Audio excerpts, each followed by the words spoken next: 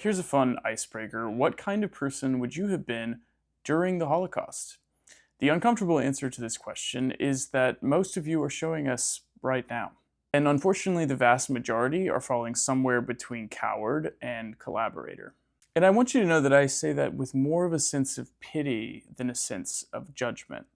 Because you see, I got my undergraduate degree in history, which is probably why I'm so fucking annoying. One of the things that historians study are the phenomenon of what happens to a society and what social preconditions exist before something like a Holocaust can take place. And the truth is that Germany during the Second World War didn't start out as this pariah state that is now synonymous with the word genocide in our heads. It started out being seen as wealthy and prosperous, and even in some senses progressive.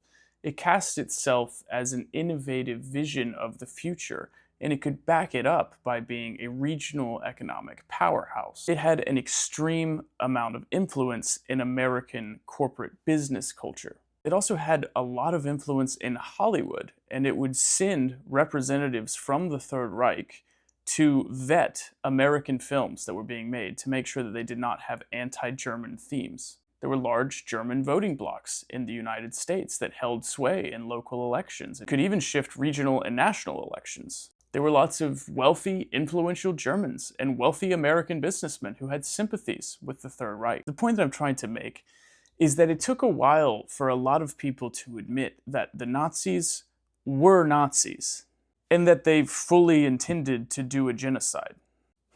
And by the time that they realized that, and were willing to be critical of the Nazi regime, it was almost too late. It was certainly too late to save at that point hundreds of thousands of people who had already been consumed by the Nazi death machine. And come on, guys, you know where this is going. Israeli soldiers have bragged to Haaretz magazine that they feel like Nazis when they're in Gaza, and they feel like the Gazans are the Jews. All of the world's leading genocide experts, including Israeli genocide experts, have called this a genocide. The heads of every European country and American corporation who have been enabling and sponsoring this genocide are now in a period of serious backpedaling because they realize that they are enabling a second Holocaust. There are 2 million people in Gaza who are being deliberately starved by the Israeli government. And the New York Times is only just now willing to admit this.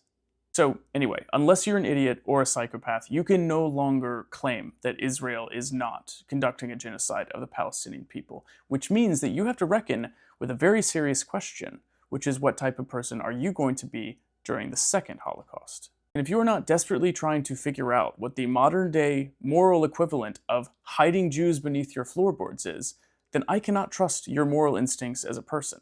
I've been paying very close attention to who in my network has and hasn't been vocal against the genocide of the Palestinian people, particularly once they had access to good information about it that wasn't completely clouded out by Israeli propaganda, which I have to account for as a factor in this whole conversation.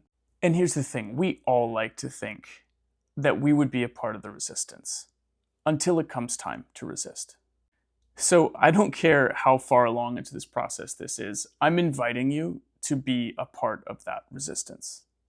It's time for you to decide what kind of person you were going to be back then and what kind of person you're going to be today.